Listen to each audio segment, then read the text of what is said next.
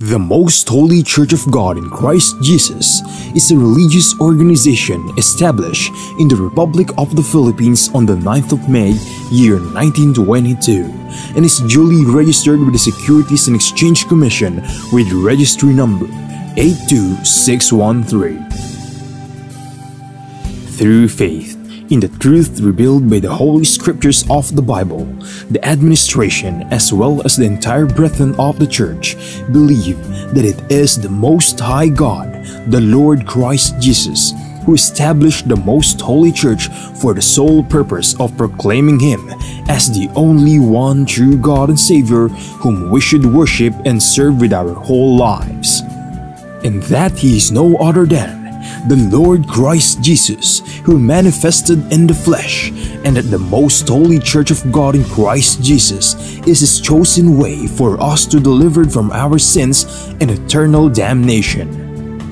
Therefore, since the Church was established, everyone who is called into the Church receive the divine obligation to partake in all evangelization efforts of the Church to fulfill the God-given commission to make disciples of all the nations. In that case, here is the vision and mission statement of the Church. Vision: the Most Holy Church shall be exalted for the glory of the Most High God. Mission: seed of one world, one nation. Core value: all members of the Most Holy Church are being taught and encouraged to live in agape. Agape is a Greek word which means perfect love and everlasting love. As the Bible further expounds, it is the kind of love that God has for all of us. In fact, God Himself is agape. Agape, or love, serves as the core value of the Church because love is the fulfillment of the law. Ownership and administration: the Most Holy Church of God in Christ Jesus fully believes and proclaims that her sole owner is no one but the Most High God. He is the only King who reigns all over the Church. Everything the Church achieve and will achieve in the future are the works of God. God governs over His Church through His appointed men to administer the Church. Like the first church established in Jerusalem, which was administered by the apostles, the Most Holy Church is currently administered by the 7 bishops, presided by the general bishop. The church administration oversees over the whole church and through the appointed council of elders, composed by the presbyters and ministers who were appointed to administer congregation and ministries. Expansion and growth: currently, the church has established congregation in most places in the 3 major islands of the Philippines, namely Luzon, Visayas, and Mindanao. Also, the church is making necessary preparation to intensify its expansion and establish congregation in all major cities and provinces in the entire country. There are also active congregation of the church in other countries. In the United States of America, in Canada, in Australia, Hong Kong, in Singapore, Malaysia, United Arab Emirates, Japan, Taiwan, Kingdom of Saudi Arabia, Qatar, Belgium, Cyprus, France, Germany, Italy, Spain, and United Kingdom.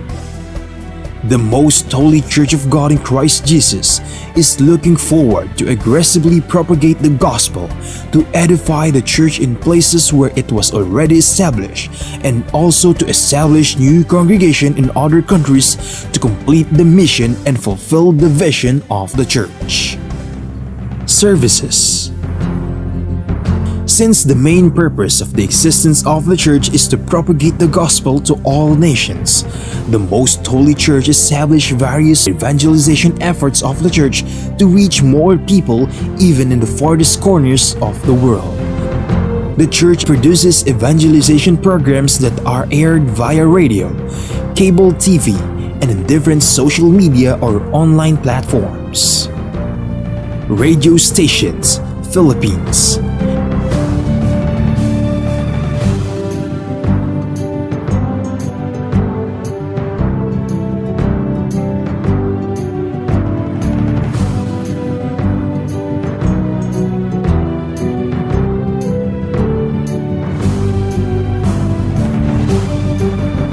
Cable TV channels.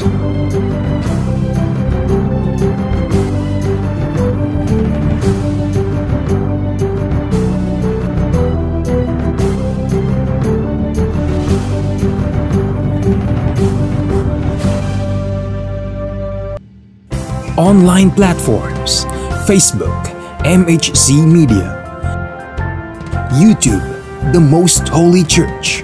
Official website, www.mostholychurch.com. Charity. Aside from actively upholding evangelization efforts, the Most Holy Church is also active in charity works. Here are some of the ministries of the Most Holy Church established to serve both members and non-members of the church. Lingap Agape Ministry. The church established the Lingap Agape Ministry, which engages in community services like goods and charity donations, feeding programs, blood donations, and other services to cater church members and non-members who are in need. Damayang Kristiyano. On May 1, 2004, the church administration established the Damayang Kristiyano Ministry that aims to help the needs of the family of a deceased member of the Most Holy Church, especially in their burial expenses. Schools. Pristine Heritage Academy, formerly known as Pristine Learning and Tutorial Center. The Pristine Heritage Academy was established by the Most Holy Church in February of 2009. The school is open to all church members and non-members alike for the fulfillment of a part of the Most Holy Church community service. Mahanaim Evangelical Academy. The church administration aimed to give standardized education and training to church members who aspire to become missionary workers and ministers of the church. Thus, in 2018, the church administration established the Mahanaim Evangelical Academy that provides classroom lectures and on-the-job training so that aspirants to partake in the Lord's mission may be molded to become a proud messenger of God. The Mahanaim Evangelical Academy mainly holds its training in Gabay Center, the training facility of the Most Holy Church located at Barangay Sumalo, Municipality of Hermosa, Province of Bataan, Philippines. The Centennial Celebration of the Most Holy Church. The Most Holy Church of God in Christ Jesus recently celebrated its 100th anniversary on the evening of the first day of May 2022 at the Gabay Center, the newly built facility of the church situated at Barangay Sumalo, Municipality of Hermosa, in the province of Bataan, Philippines. On the morning of the same day, the church held the inauguration and dedication of the Gabay Center.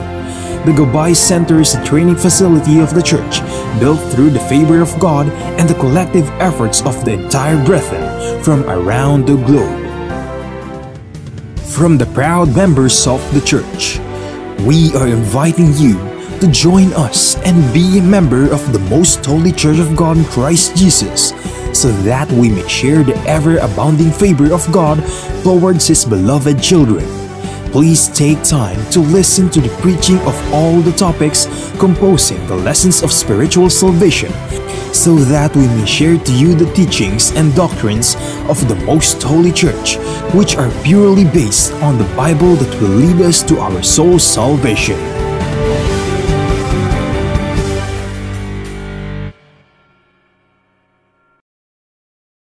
To know more about the church, you may visit our website at www.mostholychurch.com, or you may reach us through telephone number 6302-8255-6949.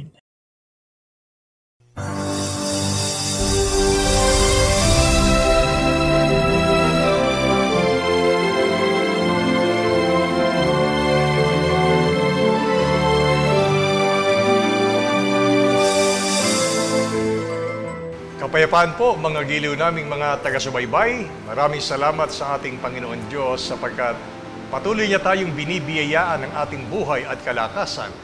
At ito ay sa kadahilan ng ibig ng Diyos na maalaman pa natin, maunawaan at higit sa lahat ay sampalatayanan natin ang banal na kalooban ng Diyos tungkol po sa atin na kanyang mga nilikha. At ito po ay inihahatid sa atin ng programang ito na ang Kabanal-Banalan.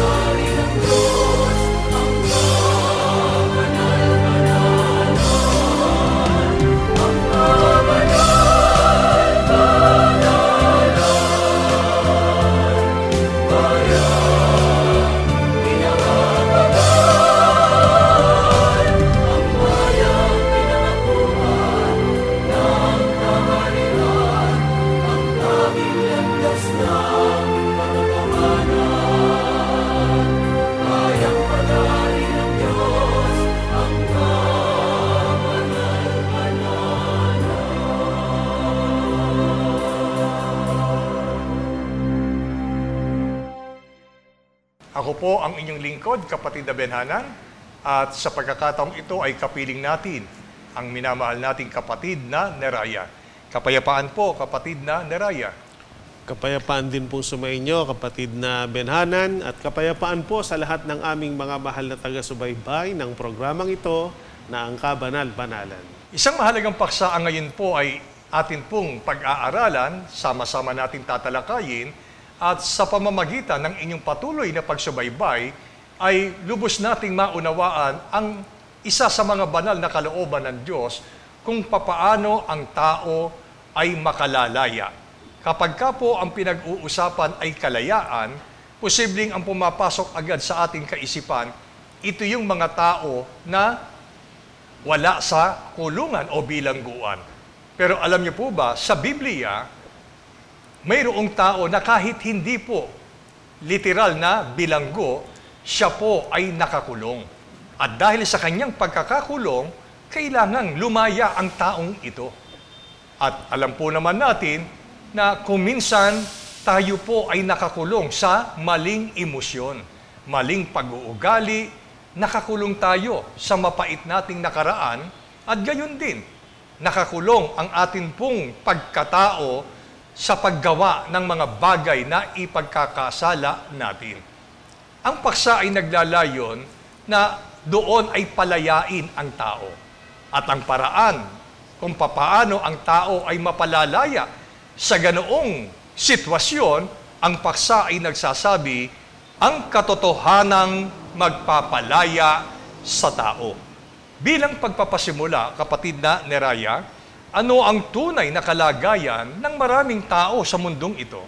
Ang sagot po ay mababasa natin sa aklat ng Juan. Ang kapitulo po ay 8 at ang bersikulo po ay 34. Sinagot sila ni Jesus, katotohanan sinasabi ko sa inyo, ang bawat nagkakasala ay alipin ng kasalanan.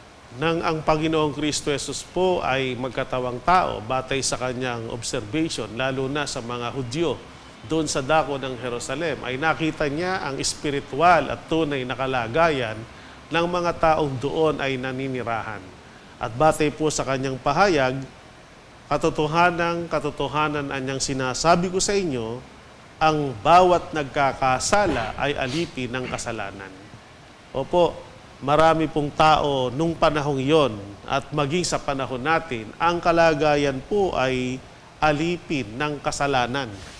At ang dahilan kung bakit sinabing alipin ng kasalanan, dahil sa pagkakasala. Kaya gaya po ng inyong sinabi kanina, hindi ko mo ang tao po ay hindi nakabilanggo o siya'y hindi nakakulong, malaya siya. Kahit ang tao po, physically, malaya, nagagawa yung ibig gawin. Nakapupunta kung saan gustong pumunta.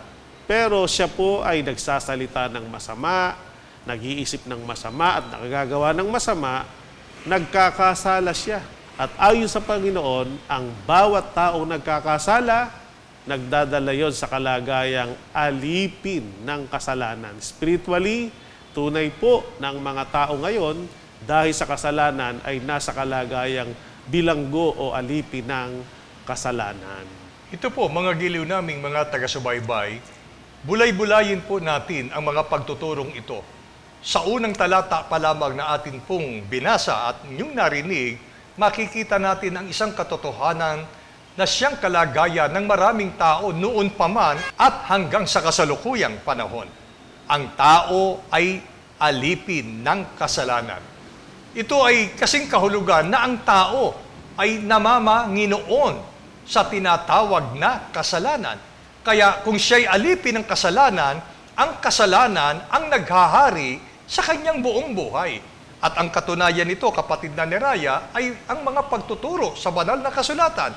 Ano nga ba ang isang napakasamang kalagayan kung ang isang tao ay alipin ng kasalanan? Batay po sa isang testimonyo o pagpapahayag tungkol sa dating paraan ng pamumuhay ni Apostol Pablo bago siya maging apostol, naranasan po din niya na siya po ay nagkakasala. At dahil sa pagkakasala, ay tinanggap niya sa nakaraang panahon ng kanyang buhay, isa siya sa alipin ng kasalanan. At dahil sa pag-alipin ng kasalanan, ipinahayag niya ang masamang epekto o dulot nito sa pang-araw-araw na pamumuhay. Mababasa po natin ang paglalarawan sa Roma Kapitulo 7, versikulo 19 hanggang 20. Sapagkat ang mabuti na aking ibig ay hindi ko ginagawa. Ngunit, ang masama na hindi ko ibig ay siya kong ginagawa. Dadapwat kung ang hindi ko ibig ang siya kong ginagawa, ay hindi na ako ang gumagawa nito, kundi ang kasalanang tumitira sa akin. Ito po yung pagsasalaysay tungkol sa dating kalagayan bago maging apostol, si Apostol Pablo. Tumitira sa kanyang katawan ng kasalanan. Sa ibang salita, alipin siya ng kasalanan. At dahil doon, sabi niya, dati, yung mabuti na gusto niyang gawin, ay hindi niya magawa. Samantala, yung alam naman niyang masama na ayaw niyang gawin, yun ang kanyang nagagawa. At kaya siya nagkakaganon dahil sa kasalanang umaalipin sa kanya. Kaya ang kasalanan po, pag naging alipin ka nito, katulad ng salitang slave o alipin, pasusunurin ka nito. Hindi ikaw ang masusunod. Kahit yung literal na alipin, pag ikaw ay slave o alipin, hindi mo magagawa yung gusto mong gawin. Kundi ang gagawin mo kung ano yung iniuutos nung umaalipin sa'yo. Kaya gusto man niyang gumawa ng mabuti, hindi niya magawa. Sapagkat ang kasalanan ay kapangyarihang pumipigil sa tao para hindi makagawa ng mabuti. At kahit todo tanggi ang tao na ayaw niyang gawin yung masamang gawain, yun pa rin ang kanyang nagagawa sapagkat ang kasalanan niya ay kapangyarihan din na nagtutulak sa tao para ang tao ay gumawa ng masama. Kaya meron nga pong awit na gusto kong bumait pero di ko magawa. Ibig sabihin talagang pag ikaw ay naging alipin, hindi na ikaw ang masusunod, kundi yung kasalanang umaalipin sa iyo. Kaya mas maraming tao ngayon, pag in-interview mo o tinanong, gusto ba niya yung nagawa niyang masamang gawain, katulad nung napatay niya yung kanyang asawa, napatay niya yung kanyang anak. Nung siya'y tanungin, hindi naman niya gusto yon. Pero dahil sa kakulangan nga ng pagpipigil at dahil sa udyok ng kasalanang umaalipin sa kanya, kahit napakasama na gawain o tinatawag na krimen ay nagagawa ng tao dahil sa kasalanang umaalipin sa kanya. Mga giliw naming mga taga-subaybay, ang pagtuturong ito ni Apostol Pablo ay naghahayag lamang na kailanman ay hindi natin pwedeng panghawakan ang ating sarili. Wala sa atin ang kapangyarihan para sabihin natin, bukas, sa makalawa, sa isang buwan, at dumarating pa nga ang mga pagkakataon sa tuwing natatapos ang bawat taon, ang tao po ay gumagawa ng kanyang New Year's resolution. Doon ay nakasaad yung mga bagay na gusto niyang baguhin sa susunod na taon. Posibleng yung kasalanang nagagawa niya sa taong ito, ipinapangako niya by next year, hindi na niya gagawin. Ano po? Yung mga masasamang pag-uugali na kanyang inugali ay hindi na niya uugaliin by next year. Yung masamang pananalita, gagawin niya, ipangangako niya bilang New Year's resolution na hindi na niya sasalitain sa susunod na taon. Pero ano po ang nangyayari? Mayroon po bang pagbabago sa gayong mga pangako ng tao? Wala. At yon ay nagpapatunay na tama ang sinasabi ni Apostol Pablo. Noon, bago pa siya tawagin bilang apostol ng Panginoon sa kanyang iglesia, sinabi ni Apostol Pablo, gustong-gusto kong gumawa ng mabuti.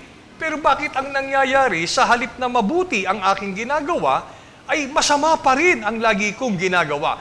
Yon ay kahayagan na ang tao ay napaalipin na ng kasalanan. Kaya dito'y masasabi natin, wala sa kapangyarihan ng tao para ang tao ay makalaya sa pagkaalipin sa kasalanan. Kung hindi para sa tao ang paglaya para makalaya sa kanyang pagkaalipin ng kasalanan, kapatid na Neraya, ano po ba ang itinuturo ng Biblia na isang pangangailangan sa tao upang ang tao ay makalaya sa pagiging alipin ng kasalanan? Ang sagot po na mula sa Biblia ay mababasa po natin ayon sa salita ng ating Panginoong Kristo Jesus na nasulat po sa Aklat ng Juan.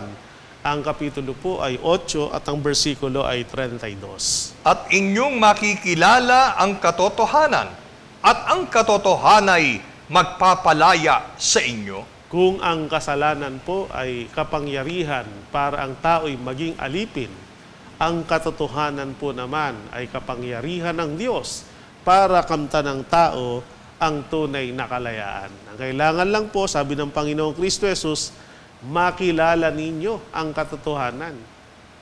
At sa pamamagitan ng pagkakilala, pagkaunawa, pagsampalataya at lubos na pagtanggap sa katotohanan ng sinasabi ng Panginoon, ito ang kapangyarihang magpapalaya sa pagiging alipin ng kasalanan. At isa po si Apostol Pablo ang nakakilala sa katotohanan ng sinasabi ng Panginoon. At yun ay naging malaking tulong sa kanya para ganap niyang maiwanan ang pagiging alipin ng kasalanan at kamtan niya yung spiritual na kalayaan.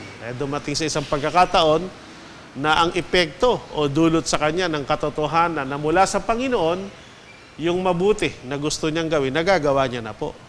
At yung masama na ayaw niyang gawin, naiiwasan niya na. Dahil sa kapangyarihan ng katotohanan nakilala niya, tinanggap niya, sinampalatayanan niya. At yun din po ang kailangan natin sa ating panahon. Malaman ang katotohanan magpapalaya sa atin sa pagiging alipin ng kasalanan para magkaroon ng pagbabago sa ikabubuti ang pang-araw-araw nating pamumuhay. Dapat lamang po nating tandaan, mga giliw naming mga taga-subaybay, bahagi ng katotohanan dapat na makita natin sa ating sarili ay ang pag-amin na tayo ay talagang makasalanan. Sapagkat habang ang tao ay nagsasabing wala siyang dapat baguhin sa anumang pag-uugali niya, sa anumang paraan ng pananalita at pamumuhay sa mundong ito, hindi niya kailanman makakamit ang katotohanan. Pero kung ang tao tatanggapin niya, aaminin niya, una, sa harap ng Panginoon, ang isang katotohanan at aaminin niya ng buong puso at buong katapatan sa Diyos na siya ay alipin ng kasalanan, iyon ay isang hakbang para tayo ay mapalaya sa pagkaalipin. Pero pagkatapos ng pag-amin natin sa ating sarili at sa Panginoon Diyos na tayo ay alipin ng kasalanan, alin ba yung katotohanan na ganap na magpapalaya sa pagkaalipin ng kasalanan ng tao, kapatid na Neraya? Ang sagot ng ating Panginoong Kristo Jesus na siyang mababasa sa Biblia ay nakasulat po sa Juan 17:17. Pakabanalin mo sila sa katotohanan, ang salita mo'y katotohanan. Marami pong tinatawag na katotohanan, pero hindi lahat ng tinatawag na katotohanan ay magpapalaya sa tao sa pagiging alipin ng kasalanan. Kundi ang katotohanan magpapalaya sa tao, yung katotohanan mula sa Diyos. At ayon sa Biblia, yung katotohanan ito ay salita ng Panginoon. Kaya nga sabi, pakabanalin mo sila sa katotohanan, ang salita mo'y katotohanan. Yun pong salita mo'y, referido po yun sa Panginoong Diyos. Opo, ang mga salita ng ating Panginoong Diyos na nasusulat sa Biblia, kung ito'y ating makilala, sampalatayanan at tanggapin, ito yung tinutukoy na katotohanan may kapangyarihang magpalaya sa atin. At hindi nga lang magpapalaya. Sabi sa talata, makatutulong din ito sa tao para ang tao ay mabanal. Kasi ang tao ay dahil sa kasalanan, naging masama. So mula sa pagiging masama, hindi banal, ang katotohanan, papakabanalin siya nito. Kaya bukod sa kalayaan, sa pagiging alipin ng kasalanan, ang mga salita ng Diyos na pawang katotohanan ay kapangyarihang magpapaging banal sa bawat isa sa atin. Kaya ito ang aakay sa tao. Sa hinahangad nating totoo at tunay na pagbabago na mula sa pagiging di banal, mababanal tayo. At mula sa pagiging alipin ng kasalanan, ganap tayong makakalaya. Kaya tandaan po natin, ang mga salita ng Diyos ay pawang espiritu, ang mga salita ng Diyos ay pawang katotohanan. Mga giliw naming mga taga-subaybay, yun po ang banal na kalooban ng Diyos sa atin na makanyang mga nilikha. Hindi sapat na aminin natin ang katotohanan tayo ay alipin ng kasalanan, kundi pagkatapos nating aminin ang isang katotohanan tayo ay alipin ng kasalanan, ay hanapin natin ang katotohanan ng ating Panginoon Diyos. At yun nga, ibinigay na sa atin ang kahilingang nating makita at marinig ang katotohanan ng Diyos. Sa makatwid bagay, ang pakinggan natin ang mga banal na salita ng ating Panginoon Diyos. Opo, malibang ang tao makarinig ng katotohanan na siyang salita ng Diyos, ay hindi siya makalalaya sa isang napakasamang kalagayan bilang alipin ng kasalanan. At hindi lang po basta natin ito mapakinggan, mga giliw naming taga-subaybay, sapagkat hinahanap ng Diyos ang bunga ng pagkatuto, ng pagkaunawa natin sa pagdinig natin ng banal na salita ng Diyos upang ganap na tayo po ay makalaya. Sapagkat kung atin pong isa sa kabuhayan ang salita ng Diyos, tayo po ay babanalin at higit na nga palalayain tayo sa pagkaalipin ng kasalanan. Doon mangyayari ang isang sitwasyon na dati kung ano lang yung ibig mong gawin ay hindi mo nagagawa. Ang nagagawa mo ay masama, maiiba na po dahil ikaw ay pinalaya na ng salita ng Diyos at ginagawa mo ang salita ng Diyos sa iyong buhay. Ang dating plano mo lang gawin na mabuti, ngayon ay magagawa mo na sapagkat pinalaya ka sa pagkaalipin ng ating Panginoon Diyos. Kapatid na Neraya, bukod sa kalayaang dulot ng katotohanan o salita ng Diyos, at dahil na rin sa salita ng Diyos kung ito ay ating isinasa kabuhayan, tayo ay mababanal. Saan tayo ihahatid ng katotohanan ito ng ating Panginoon Diyos? Ang sagot po ng Biblia ay mababasa natin sa sulat ng Apostol Pablo sa kanyang kamanggagawang si Timoteo. Sa unang Timoteo, Kapitulo 2, versikulo 3 hanggang 4. Ito'y mabuti at nakalulugod sa paningin ng Diyos na ating tagapagligtas, na siyang may ibig na ang lahat ng mga tao'y mga ligtas at mga kaalam ng katotohanan. Napakalinaw po ang pahayag na ito mula sa mga talatang binasa. Bukod sa kalayaan, kabanalan, matatama po natin ang kaligtasan. Kaligtasan ng ating kaluluwa. Kaligtasan ng kaluluwa natin sa pagkaalipin ng kasalanan at kaligtasan ng ating kaluluwa sa araw ng paghuhukom. Dahil kung matatandaan po natin, ang kabayaran ng kasalanan ay may parusang kamatayan. At ang kamatayang tinutukoy ay kalawang kamatayan na siyang dagat-dagatang nagniningas na apoy at asupre na siyang tinatawag na impyerno. Kaya napakahalaga po na malaman natin ang katotohanan sapagkat itong katotohanan ay magdadala sa atin sa pinakamahalagang kaligtasan na dapat hangarin ng tao, ang kaligtasang ukol sa kaluluwa. Kaya 30K, kapatid na benhanan, para madaling tandaan, kabanalan, kalayaan, kaligtasan, yan ang biyaya ng mga salita ng Diyos na pawang katotohanan na nasusulat sa Biblia.